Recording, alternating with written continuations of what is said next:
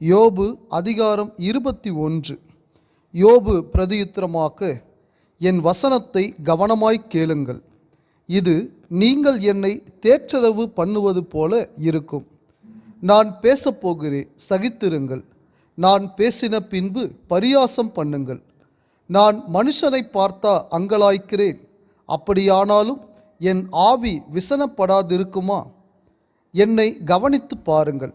அப்பொழுது நீங்கள் பிரமித்து உங்கள் வாயை கையால் பொத்திக்கொள்வீர்கள். இதை நான் நினைக்கையில் கலங்குகிறேன். நடுக்கம் என் மாம்சத்தை பிடிக்கும். துன்மார்க்கர் ஜீவித்து விருத்தராக்கி வல்லவராவானேன். அவர்களோடும் கூட அவர்கள் சந்ததியார் அவர்களுக்கு முன்பாகவும் அவர்கள் பிள்ளைகள் அவர்கள் கண்களுக்கு முன்பாகவும் திடப்படுகிறார்கள். அவர்கள் வீடுகள் பயமில்லாமல் பத்திரப்பட்டிருக்கும்.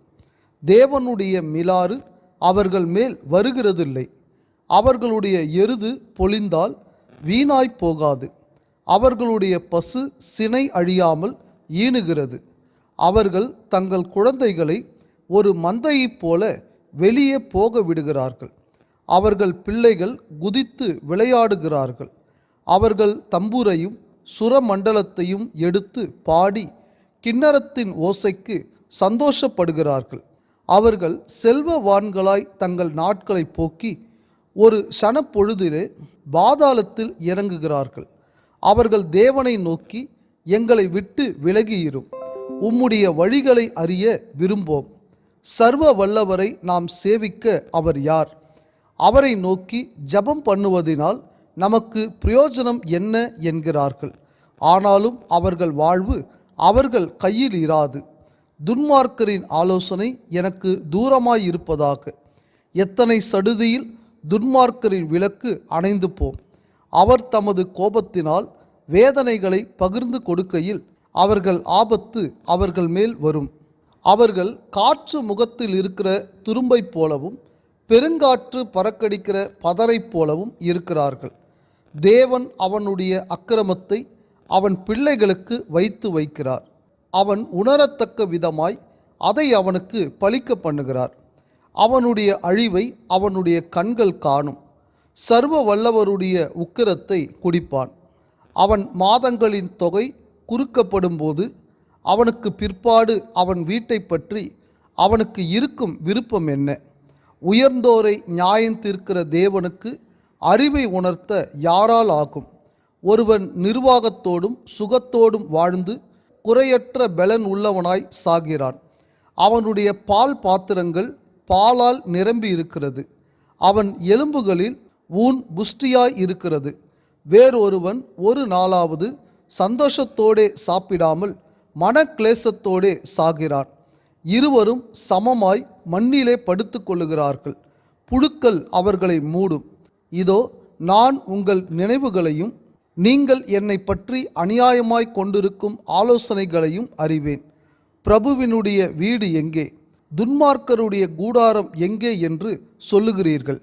வழி நடந்து போகிறவர்களை நீங்கள் கேட்கவில்லையா? அவர்கள் சொல்லும் குறிப்புகளை நீங்கள் அறியவில்லையா? துன்மார்க்கன் ஆபத்து நாளுக்கென்று வைக்கப்படுகிறான். அவன் கோபாக்கினையின் நாளுக்கென்று கொண்டு வரப்படுகிறான். அவன் வழியை அவன் முகத்துக்கு முன்பாக தூண்டி காண்பிக்கிறவன் யார்? அவன் செய்கைக்கு தக்க பலனை அவனுக்கு சரி கட்டுகிறவன் யார்? அவன் கல்லறைக்கு கொண்டு வரப்படுகிறான். அவன் கோரி காக்கப்பட்டிருக்கும். பள்ளத்தாக்கின் புல்பத்தைகள் அவனுக்கு இன்பமாயிருக்கும். அவனுக்கு முன்னாக எண்ணிறந்த ஜனங்கள் போனது போல அவனுக்கு பின்னாக ஒவ்வொருவரும் அவ்விடத்துக்கு செல்லுவார்கள். நீங்கள் வீணான ஆறுதலை எனக்கு சொல்லுகிறது என்ன? உங்கள் மறுமொழிகளில் உண்மைக்கேடு இருக்கிறது என்றான். யோபு அதிகாரம் 22. அப்பொழுது தேமானியனான எலிப்பாஸ் பிரதியுத்தரமாக, ஒரு மனுஷன் விவேகியாயிருந்து தனக்குத்தான் பிரயோஜனமாய் இருக்கிறதினால் தேவனுக்கு பிரயோஜனமாய் இருப்பானோ? நீர் நீதிமானாய் இருப்பதினால் சர்வ வல்லவருக்கு நன்மையுண்டாகுமோ? நீர் உம்முடைய வழிகளை உத்தமமாக்குகிறது அவருக்கு ஆதாயமாய் இருக்குமோ? அவர் உமக்கு பயந்து உம்மோடே வழக்காடி உம்மோடே நியாயத்துக்கு வருவாரோ? உம்முடைய பொல்லாப்பு பெரியதும் உம்முடைய அக்கிரமங்கள் முடிவில்லாதவைகளுமாய் இருக்கிறதல்லவோ? முகாந்திரம் இல்லாமல் உம்முடைய சகோதரர் கையில் அடகு வாங்கி ஏழைகளின் வஸ்திரங்களை பறித்து கொண்டீர். விடாய்த்தவனுக்கு தாகத்துக்கு தண்ணீர் கொடாமலும் பசித்தவனுக்கு போஜனம் கொடாமலும் போனீர். பலவானுக்கே தேசத்தில் இடம் உண்டாயிற்று, கனவான் அதில் குடியேறினான். விதவைகளை வெறுமையாய் அனுப்பிவிட்டீர். தாய் தகப்பன் இல்லாதவர்களின் புயங்கள் முறிக்கப்பட்டது. ஆகையால் கன்னிகள் உம்மை சூழ்ந்திருக்கிறது. அசுப்பிலே உமக்கு வந்த பயங்கரம் உம்மை கலங்க பண்ணுகிறது. நீர் பார்க்கக்கூடாதபடிக்கு இருள் வந்தது. ஜலப்பிரவாகம் உம்மை மூடுகிறது. தேவன் பரலோகத்தின் உன்னதங்களில் இருக்கிறார் அல்லவோ? நட்சத்திரங்களின் உயரத்தை பாரும், அவைகள் எத்தனை உயரமாய் இருக்கிறது. நீர் தேவன் எப்படி அறிவார்? அந்தகாரத்துக்கு அப்புறத்தில் இருக்கிறவர் நியாயம் விசாரிக்க கூடுமோ? அவர் பாராதபடிக்கு மேகங்கள் அவருக்கு மறைவாய் இருக்கிறது. பரமண்டலங்களின் சக்கரத்திலே அவர் உலாவுகிறார் என்று சொல்லுகிறீர். அக்கிரம மாந்தர் பூர்வத்தில் நடந்த மார்க்கத்தை கவனித்து பார்த்தீரோ? காலம் வரும் முன்னே அவர்கள் வாடிப்போனார்கள். அவர்களுடைய அஸ்திபாரத்தின் மேல் வெள்ளம் புரண்டது. தேவன் அவர்கள் வீடுகளை நன்மையால் நிரப்பி இருந்தாலும் அவர்கள் அவரை நோக்கி, எங்களை விட்டு விலகும், சர்வ வல்லவராலே எங்களுக்கு என்ன ஆகும் என்றார்கள். ஆகையால் துன்மார்க்கரின் ஆலோசனை எனக்கு தூரமாயிருப்பதாக. எங்கள் நிலைமை நிர்மூலமாகாமல் அவர்களுக்கு மீதியானதையோ அக்கினி பட்சித்ததென்பதை நீதிமான்கள் கண்டு சந்தோஷப்படுகிறார்கள். குற்றமில்லாதவன் அவர்களை பார்த்து நகைக்கிறான். நீர் அவரோடே பழகி சமாதானமாயிரும், அதனால் உமக்கு நன்மை வரும். அவர் வாயினின்று பிறந்த வேத பிரமாணத்தை ஏற்றுக்கொண்டு அவர் வார்த்தைகளை உம்முடைய இருதயத்தில் வைத்து கொள்ள வேண்டுகிறேன். நீர் சர்வ வல்லவரிடத்தில் மனம் திரும்பினால் திரும்ப கட்டப்படுவீர். அக்கிரமத்தை உமது கூடாரத்துக்கு தூரமாக்குவீர். அப்பொழுது தூளைப்போல் பொன்னையும் ஆற்று கற்களைப் போல் ஓப்பீரின் தங்கத்தையும் சேர்த்து வைப்பீர். அப்பொழுது சர்வ வல்லவர் தாமே உமக்கு பசும் பொன்னும் உமக்கு சொக்க வெள்ளியுமாயிருப்பார். அப்பொழுது சர்வ வல்லவர் மேல் மனமகிழ்ச்சியாயிருந்து தேவனுக்கு நேராக உம்முடைய முகத்தை ஏறெடுப்பீர். நீர் அவரை நோக்கி விண்ணப்பம் பண்ண அவர் உமக்கு செவி கொடுப்பார். அப்பொழுது நீர் உம்முடைய பொருத்தனைகளை செலுத்துவீர். நீர் ஒரு காரியத்தை நிர்ணயம் பண்ணினால் அது உமக்கு நிலைவரப்படும்.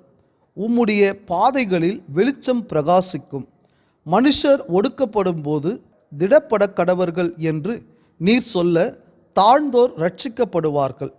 குற்றமற்றிராதவனையும் கூட தப்புவிப்பார். உம்முடைய கைகளின் சுத்தத்தின் நிமித்தம் அவன் தப்பிப்போவான் என்றான்.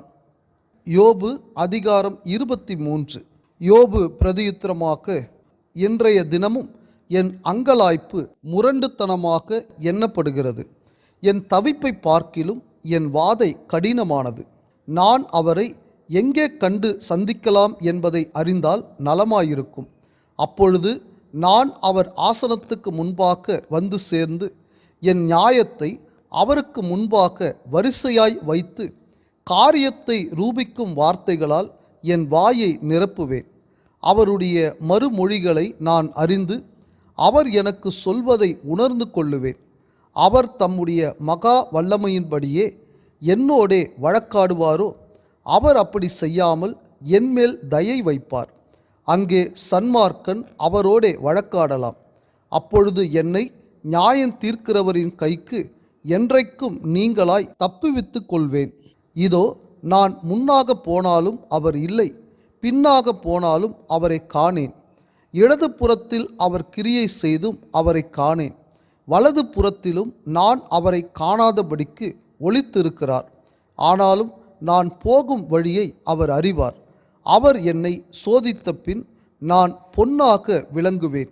என் கால்கள் அவர் அடிகளை பற்றி பிடித்தது. அவருடைய நெறியை விட்டு நான் சாயாமல் அதை கை கொண்டேன். அவர் உதடுகளின் கற்பனைகளை விட்டு நான் பின்வாங்குவதில்லை. அவருடைய வாயின் வார்த்தைகளை எனக்கு வேண்டிய ஆகாரத்தை பார்க்கிலும் அதிகமாய் காத்து கொண்டேன். அவரோவென்றால் ஒரே மனமாய் இருக்கிறார். அவரை திருப்பத்தக்கவர் யார்? அவருடைய சித்தத்தின்படியெல்லாம் செய்வார். எனக்கு குறித்திருக்கிறதை அவர் நிறைவேற்றுவார். இப்படிப்பட்டவைகள் இன்னும் அநேகம் அவரிடத்தில் உண்டு. ஆகையால் அவருக்கு முன்பாக கலங்குகிறேன். நான் சிந்திக்கிற போது அவருக்கு பயப்படுகிறேன். தேவன் என் இருதயத்தை இலக்கரிக்க பண்ணினார். சர்வ வல்லவர் என்னை கலங்க பண்ணினார். அந்தகாரம் வராததற்கு முன்னே நான் சங்கரிக்கப்படாமலும் இருளை அவர் எனக்கு மறைக்காமலும் போனதினால் இப்படி இருக்கிறேன்.